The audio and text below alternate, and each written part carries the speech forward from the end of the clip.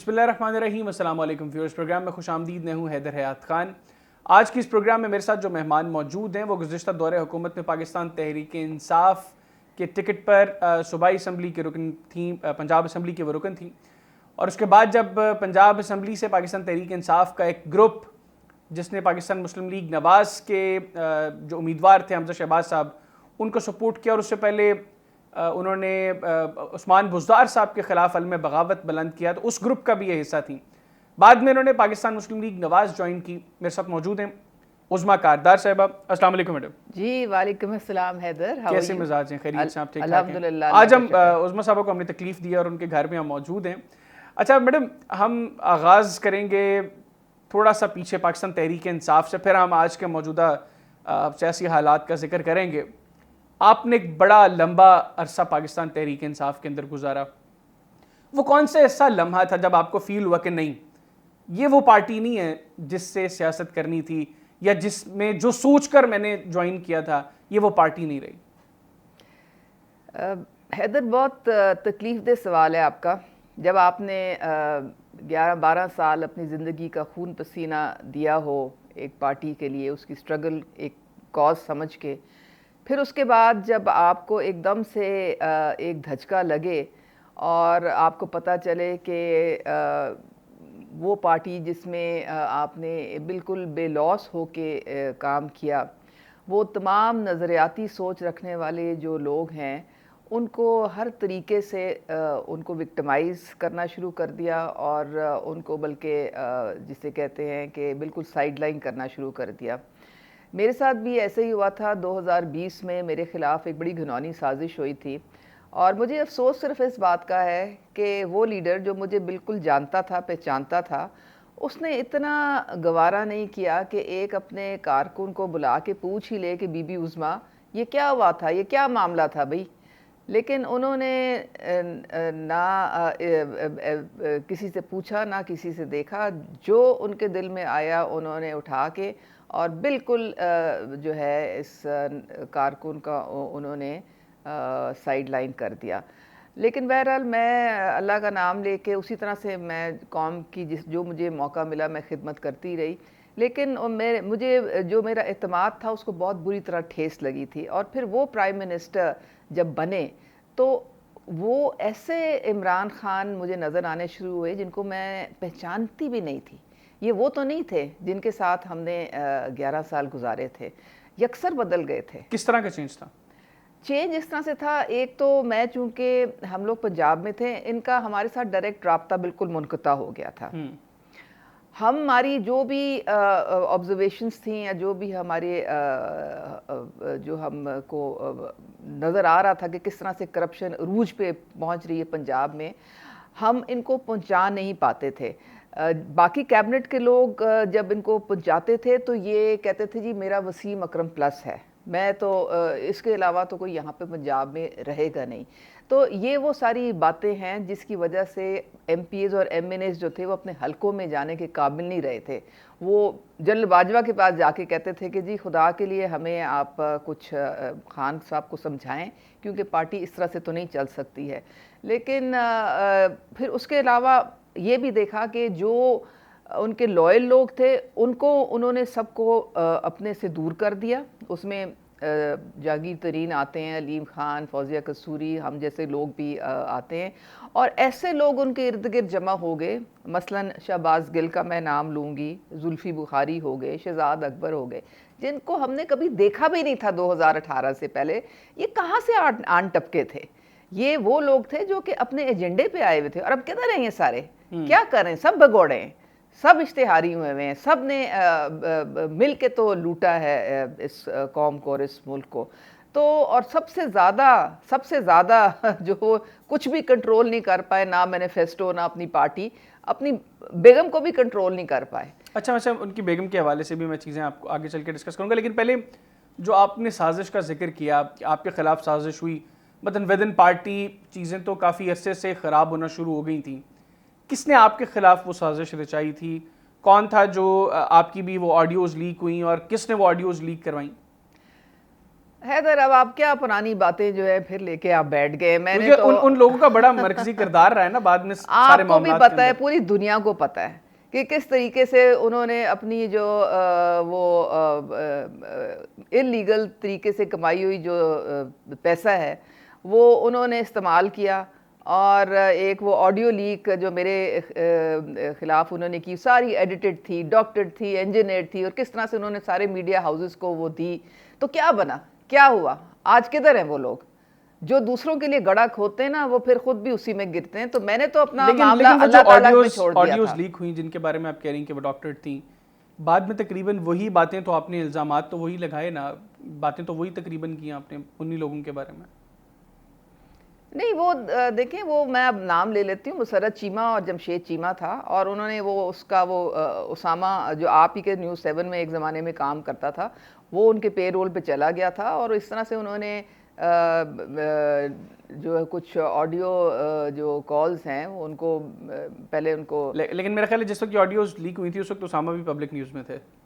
اس وقت public news, اس سے پہلے وہ نیوز 7 میں تھا. تو میں تو اس کو بڑے 10-12 سال سے جانتی تھی.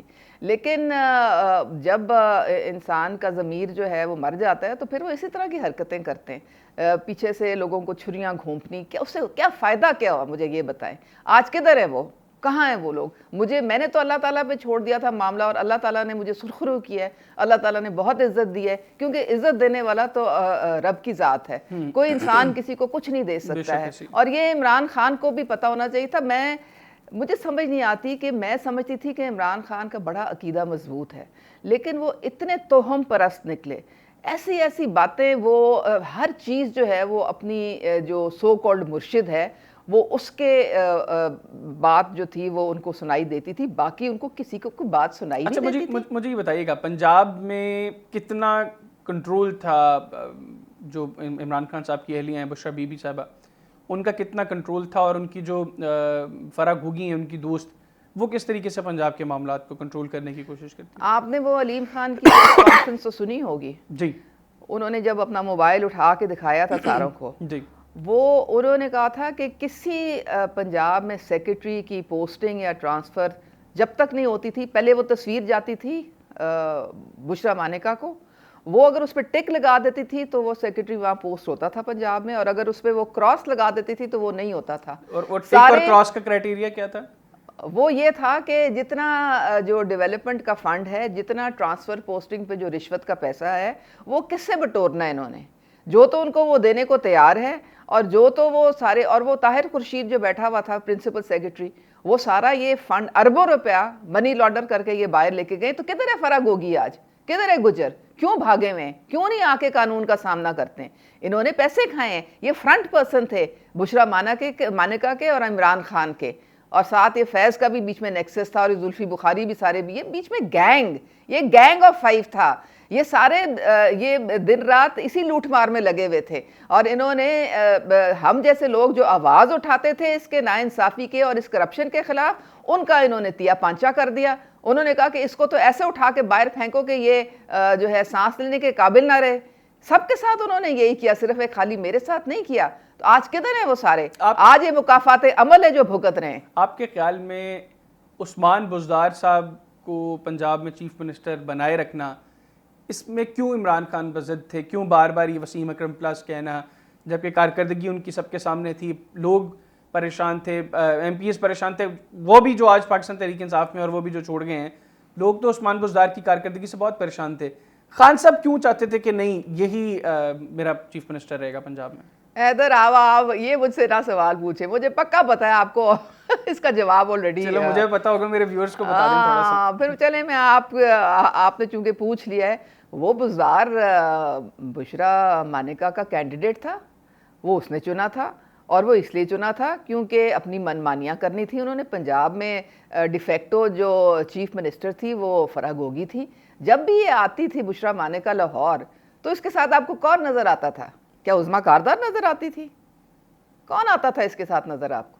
فرح گوگی, اس کی ایک ہی دوست تھی, اور اس کا انٹری بنی گالا میں اس کا اور اس کے خاندان کا ایسے تھا. ادھر عمران خان نے باقاعدہ ہدایات دی ہوئی تھی کہ جی ان کا آنا جانا نوٹ بھی نہیں کرنا سیکیورٹی نے, یہ جتنی مرضی دفعہ آئیں جتنی مرضی دفعہ جائیں, جبکہ ہم جیسے لوگ جو ایک گراس روٹ ڈائی ہارڈ ورکرز تھے, ہم تو نزدیک بھی نہیں جا سکتے تھے بنی گالا کے. تو اس نے حصار بنایا ہوا تھا. لیکن دیکھیں ذمہ داری آخر میں عمران خان کے اوپر آتی ہے. دا بک اسٹاپس ایٹ دا ٹاپ.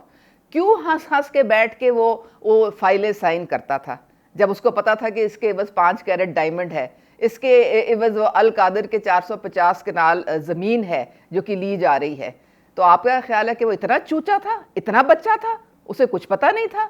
سب پتا تھا. اور وہاں پہ حصے سب کے حصے تھے, سب کے حصے تھے وہاں پہ. کوئی کہ انہوں نے بیتی گنگا میں سب نے ہاتھ دھوئے ہوئے ہیں وہاں پہ. اور اب جو ہے اکاؤنٹیبلٹی ٹائم ہے ساروں کا, کوئی بچ کے نہیں جائے گا ان میں سے. تو مسلم لیگ نواز بھی جنرل باجوہ کے اوپر کافی الزامات لگاتی ہے, پاکستان تحریک انصاف بھی جنرل باجوہ کو کافی چیزوں کے لیے بلیم کرتی ہے.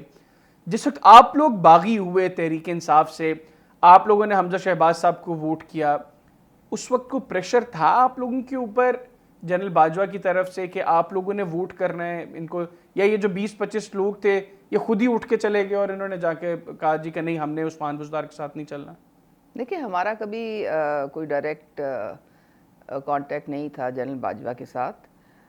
ہم تو اس لیے گئے تھے کیونکہ ہم نے اعتماد بالکل کھو دیا تھا بزدار اور اس کی حکومت میں اور عمران خان میں, کیونکہ انہوں نے جو کرپشن کے جو انتہا کر دی تھی اور جو انہوں نے ٹارگٹنگ شروع کی تھی اپنے نظریاتی لوگوں کی, تو وہ بالکل جسے جو تھے وہ ان پہ سے ان کا جو تھا وہ ایمان اور رسپیکٹ جو تھا, جو ہم جس کی وجہ سے ان کو ہم نے جوائن کیا تھا, وہ ختم ہو چکا تھا.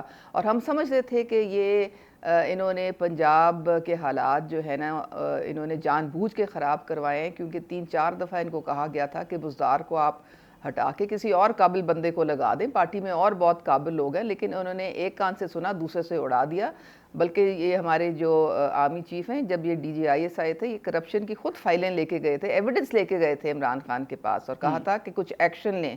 تو انہوں نے کیا کیا تھا, انہوں نے انہیں کو اپنے عہدے سے ہٹا دیا.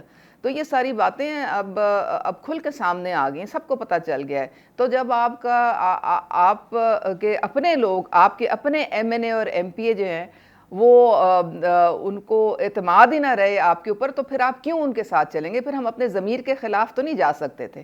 ہم سیاست میں جو تھے اسی لیے آئے تھے کہ ہم نے قوم اور ملک کی خدمت کرنی ہے, اس لیے نہیں آئے تھے کہ ہم کرپشن کو اور عروج پہ چڑھا دیں پاکستان میں. لیکن عظمیٰ صاحبہ, پاکستان تحریک انصاف جوائن کرنے کا اس وقت شاید آپ کے پیچھے سوچ تو یہی ہوگی, اور آپ ہمارے پروگرامز میں بھی جس طرح کے نون لیگ کے خلاف بات کرتی تھیں کہ یہ کرپٹ ہیں, یہ سسٹم کی خرابی کی وجہ ہیں, تو آج پھر تحریک انصاف اگر وہی کچھ کر رہی تھی, پھر مسلم لیگ نواز کیوں, جس کے بارے میں کل تک آپ کا خیال تھا کہ یہ وہ جماعت ہے جس نے سسٹم کے اندر رہ کر سسٹم کو بگاڑا ہے, جس نے ملک کو لوٹا ہے, تو آج وہ جماعت کیوں ٹھیک ہو گئی؟ لوگوں کے ذہن میں تو یہ سوال آتا ہے. پھر بہت اچھا آپ نے سوال پوچھا ہے.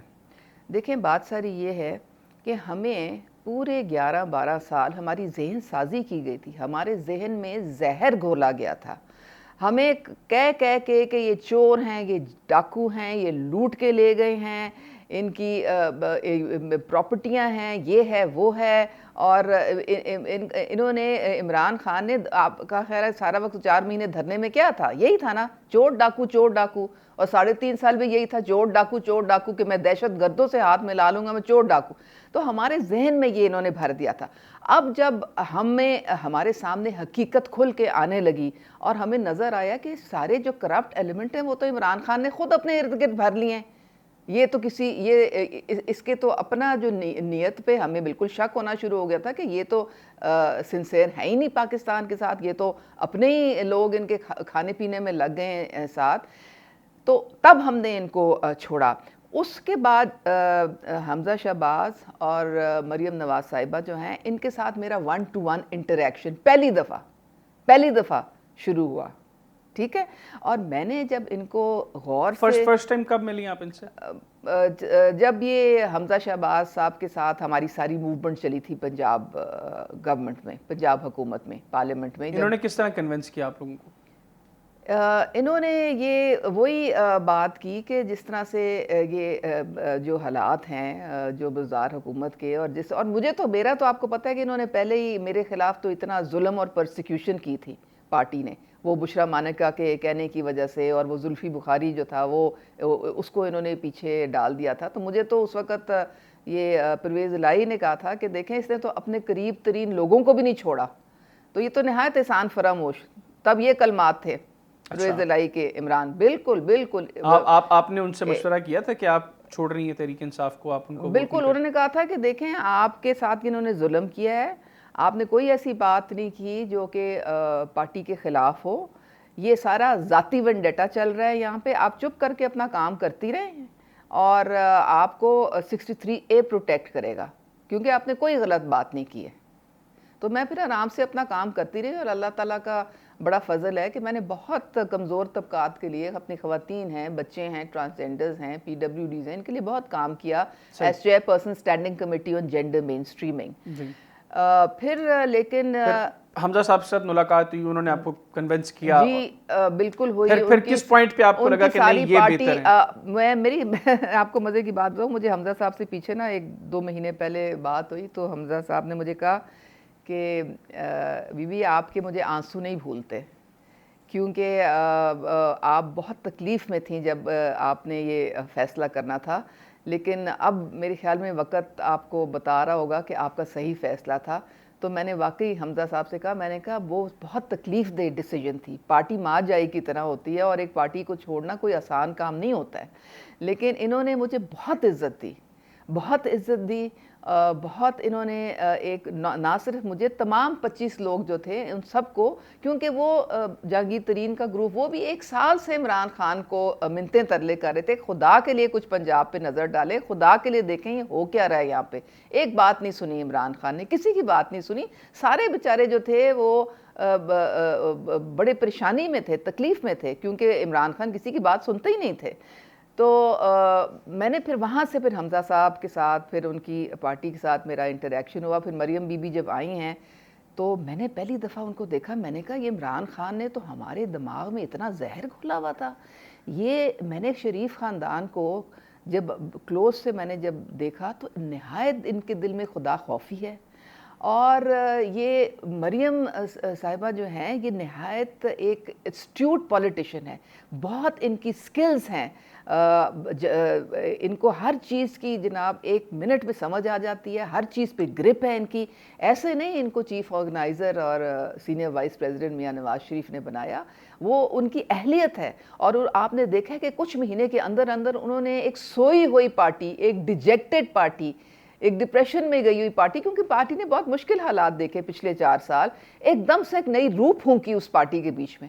دن رات کام کیا، 24 گھنٹے انہوں نے کام کیا، انہوں نے ویمنز ونگ کو ایکٹیویٹ کیا. یوتھ جو ہے وہ اتنی انسپائرڈ ہے ان سے، وہ ان کے ارد گرد جمع ہوئی، سوشل میڈیا سیل کو پورا ریسٹرکچر کیا. تو یہ بہت بڑی ان کی ایک میں کہتی ہوں صلاحیتیں ہیں جو عمران خان نے اتنا. عمران خان کیا کہتا تھا آپ کو یاد نہیں ہے ان کے متعلق؟ وہ تو جعلی ڈگری ہے، ان کا تو دماغ خالی ہے، ان کے پاس تو کچھ ہے ہی نہیں، وہ تو ہر وقت جھوٹ بولتی ہیں. مطلب جھوٹ کے علاوہ اب میں سوچتی ہوں کہ کوئی خدا خوفی انسان کر لیتا ہے کہ اگلے بندے پہ آپ اتنا کیچڑ اچھالیں تو کیا کل کو آپ نے نہیں جا کے خدا کو جواب دینا؟ یہی وہ حمزہ شہباز کے خلاف بھی، یہی وہ نواز شریف صاحب کے خلاف بھی ہر وقت جھوٹ کا پلندہ جو تھا وہ دماغوں میں گھسا کے سارے یوتھ کو بھی انہوں نے پٹڑی سے اتارا. اچھا عظمیٰ صاحب، میں ابھی ملک کے موجودہ سیاسی حالات کی طرف آؤں گا، لیکن اس سے پہلے مجھے ذرا بتائیے گا، جس وقت آپ لوگوں نے حمزہ شہباز صاحب کو ووٹ کیا اس وقت بہت سی آوازیں اٹھیں کہ کس ایم پی اے نے اتنے پیسے لیے ہیں، کس ایم پی اے کو اتنے کروڑ دیے گئے ہیں.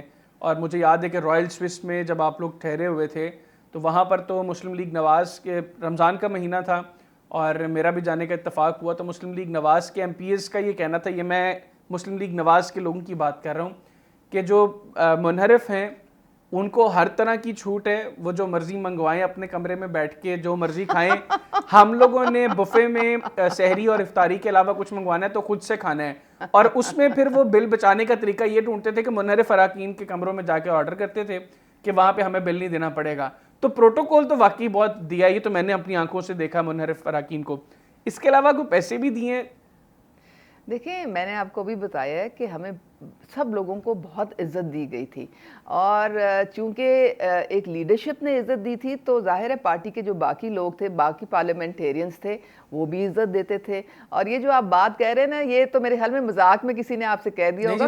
میں جس کا مہمان تھا نا, وہ مجھے ایک منحرف رکن کے کمرے میں لے کر گیا, اور وہاں پہ جا کے جب اس نے آرڈر کیا تو میں نے اس سے پوچھا, اس نے کہا بھائی یہاں پہ چائے کافی بہت مہنگی ہے, ان کے کمروں سے مفت ملتی ہے. تو اس کو بولیں کہ کس نے اس کو کہا تھا کہ جا کے کمروں میں آرڈر, ہم تو جاتے تھے, ہمارا ایک وہ ڈائننگ روم میں پورا ارینجمنٹ ہوتا تھا, وہاں پہ وہ تو بفے پہ وہاں پہ ہم سحری کرتے تھے, وہاں پہ ہم افطاری کرتے تھے. اس کے بیچ میں ہمیں نہ کوئی کھانے کی ضرورت ہوتی تھی, نہ پینے کی ضرورت ہوتی تھی, کچھ بھی نہیں ہوتا تھا. مجھے نہیں سمجھ آتی یہ لوگ ڈبل مزے کرتے ہوں گے نا, روزے بھی نہیں رکھتے ہوں گے, جا کے سحریاں ہم نے میں نے جو وہاں پہ کافی پی تھی وہ ہم نے سحری کے بعد افطاری کے بعد پی تھی.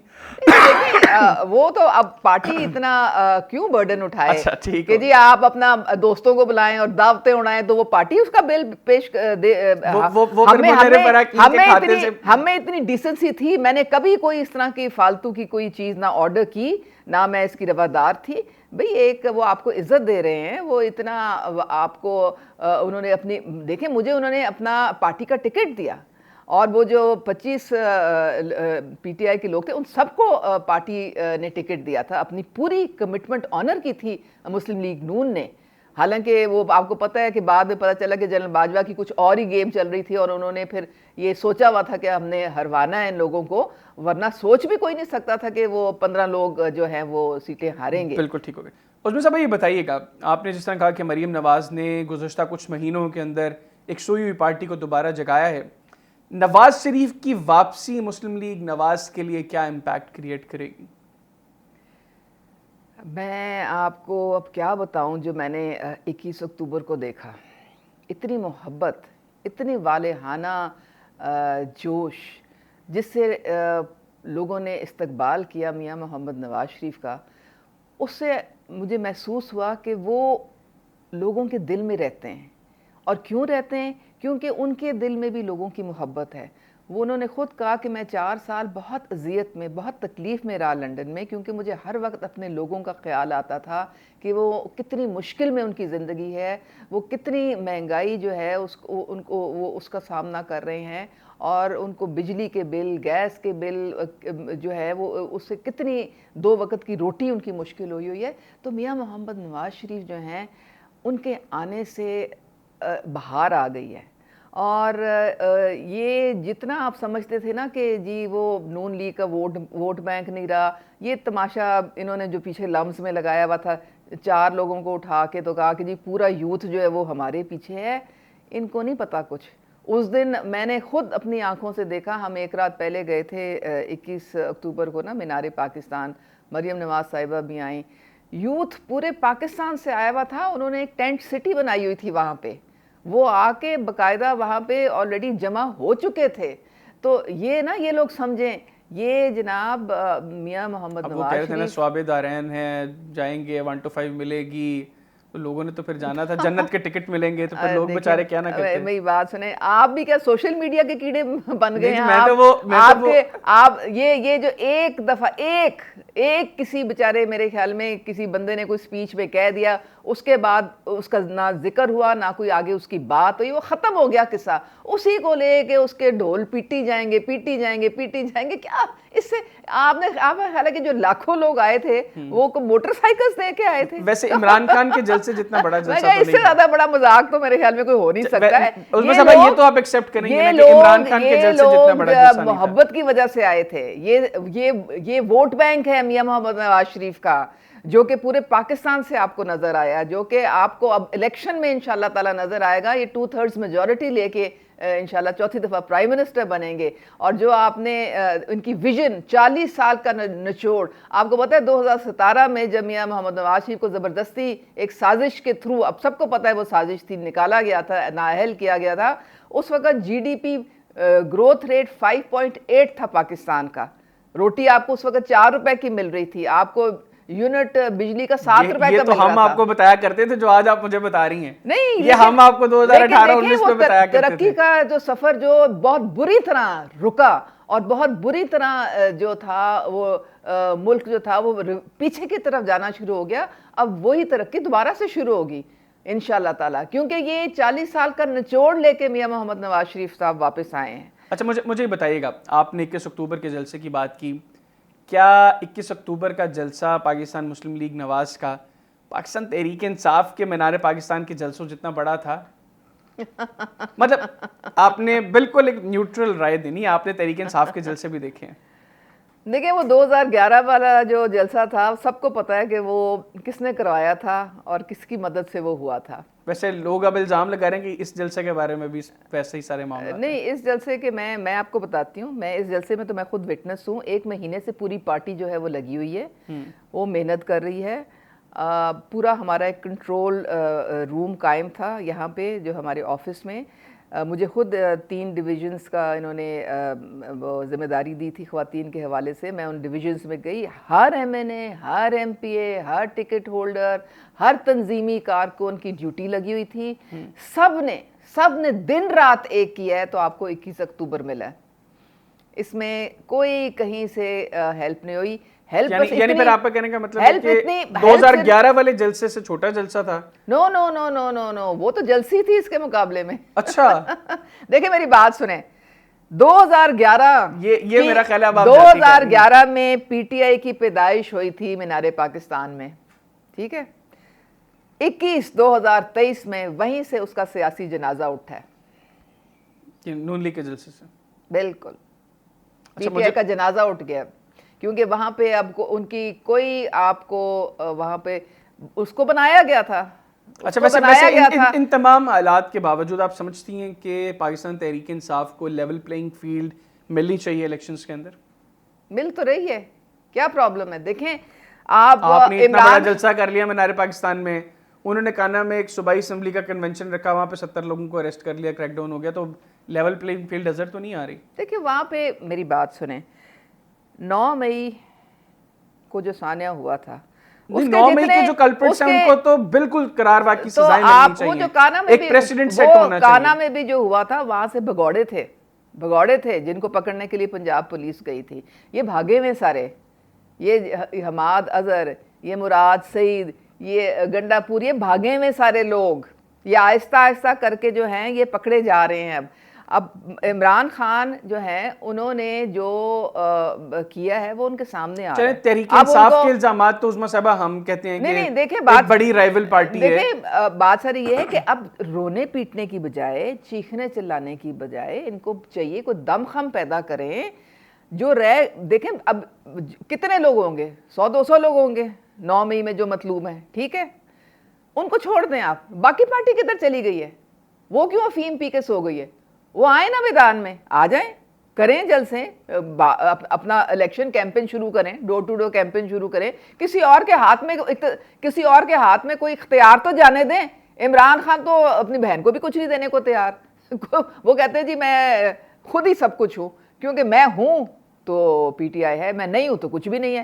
تو پھر ٹھیک ہے, چلیں پی ٹی آئی تو آپ کے اوپر الزامات لگائے گی, ہم پی ٹی آئی کے الزامات کو سائیڈ پہ کر دیتے ہیں. دیکھیں الیکشن کمیشن نے پیپلز پارٹی تک کہہ رہی ہے کہ نواز شریف ڈیل کر کے آیا ہے. پیپلز پارٹی کہہ رہی ہے کہ نواز شریف کو ڈیل کے نتیجے میں 4تھی مرتبہ وزیر اعظم بنایا جائے گا. 2018 میں سلیکشن ہوئی ہے, پھر سلیکشن ہونے جا رہی ہے, الیکشن نہیں ہو رہی ہے. پیپلز پارٹی کہہ رہی ہے جو 16 مہینے آپ کے ساتھ اتحاد میں رہی ہے. دیکھیں پیپلز پارٹی کے ساتھ مجھے بڑی ہمدردی ہے. وہ یہ سمجھ کے بیٹھے ہوئے تھے کہ بلاول بھٹو اگلے پرائم منسٹر ہوں گے. وہ پکا ذہن بنا کے بیٹھے ہوئے تھے. اب ان کی رنگ میں بھنگ پڑ گئی ہے نا, کیونکہ میاں نواز شریف آ گئے.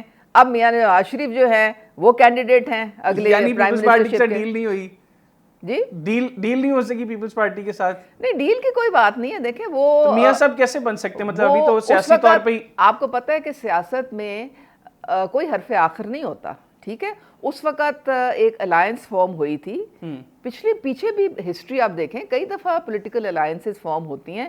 وہ الائنس فارم ہوئی تھی کیونکہ پاکستان کو بچانا تھا عمران خان اور پی ٹی آئی کی حکومت سے. خورشید شاہ صاحب نے اس دن نادر گرمانی کے پروگرام میں ہاتھ جوڑ کے معافی مانگے کہ ہم سے غلطی ہوگی, اس 16 مہینے کی حکومت میں ہم حصہ دار بنے. نہیں وہ 16 مہینے کی. اب تو میں آج سن رہی تھی, آپ پتہ نہیں میرے خیال میں ان کی آپس میں کوئی بات چیت شاید ڈان نہیں کا ہے. پروگرام ہے آج میں زرداری صاحب کو میں آج سن رہی تھی کہ شہباز شریف کو تو پی ایم میں نے بنایا تھا. لیکن وہ کہتے ہیں نا پی ایم شپ کے بعد فوری طور پر الیکشنز اناؤنس کر دینے چاہیے تھے. ہاں دیکھیں یہ بات میں اب آپ کو بتاتی ہوں کہ اگر لوگ میاں محمد نواز شریف کے فیصلے کے مطابق جاتے تو ایسے ہی ہوتا. میاں نواز شریف نے شہباز شریف کو کہا تھا کہ آپ اپنی الوداعی تقریر لکھ کے تیار رکھیں, جیسے ہی آپ اپنا اوتھ لیں گے آپ نے اسی وقت اسمبلی ڈیزالو کرنی ہے اور ہم نے الیکشنز میں جانا ہے. لیکن اس وقت زرداری صاحب نے کہا نہیں ابھی بس ابھی رہن دیں. پھر کچھ یہ بھی تھا کہ ملک ڈیفالٹ کر جائے گا, ابھی ملک کو بچانا ہے. بہت بڑی سیاسی قیمت پے کی نون لیگ نے, نو ڈاؤٹ, بہت بڑی قیمت پے کی, کیونکہ لیکن الحمدللہ پارٹی کو سرخرو کیا اللہ تعالیٰ نے, کیونکہ ڈیفالٹ سے پاکستان بچ گیا. پاکستان جو تھا, جو اب کوئی کہتا ہے کہ سری لنکا بننے جا رہا ہے, کوئی نہیں کہہ رہا نا. کوئی کہہ رہا ہے کہ ڈیفالٹ کر رہا ہے پاکستان, کوئی نہیں کہہ رہا نا. لیکن اس وقت ہر زبان پہ یہی تھا, ہر بندہ یہی کہہ رہا, اس لیے کیونکہ آئی ایم ایف سے عمران خان نے کانٹریکٹ سائن کر کے بھاگ گئے. اور پھر ان کے جو 2 فائنانس منسٹر, آپ نے ان کی وہ سنی ہوگی آڈیوز, 2 فائنانس منسٹر جو تھے وہ ہر وقت یہی پلاٹنگ کرتے تھے کہ کس طرح سے آئی ایم ایف کو کہنا ہے کہ جی آپ ہرگز کانٹریکٹ. ٹھیک ہوگا صاحب, وقت ختم ہو رہا ہے, آخر میں بتائیے گا مختصراً آپ کے خیال میں آئندہ الیکشنز کے اندر مسلم لیگ نواز کتنی سیٹس قومی اسمبلی کی جیتنے جا رہی ہیں؟ انشاءاللہ پوری پارٹی متحرک ہے, منظم ہے, پاکستان کی سب سے بڑی نیشنل پارٹی ہے اس وقت, اور ایک سیٹ سے جو ہے 3-4 ہمارے کینڈیڈیٹس ہیں. باقاعدہ جناب ہماری الیکشن کیمپین جو ہے وہ میاں محمد نواز شریف کے آنے کے ساتھ ہی شروع ہو چکی ہے. ہماری بورڈز بن گئے, پارلیمانی بورڈ بن گئے ہیں. ٹکٹوں کی تقسیم میاں نواز شریف خود کریں گے, اور انشاءاللہ تعالیٰ 2/3 اکثریت سے مسلم لیگ نون جو ہے وہ اپنی حکومت بنائے گی. بہت شکریہ عظمیٰ صاحب, آپ نے پروگرام کے لیے خصوصی طور پر وقت نکالا. ناظرین, عظمیٰ قادار صاحبہ ہمارے ساتھ موجود تھیں, ان کی گفتگو آپ نے تفصیلاً سنی. فیڈ بیک اپنا ہمیں ضرور دیجیے گا. مجھے اور میرے ٹیم کو اجازت دیجیے. اللہ حافظ. پاکستان زندہ باد.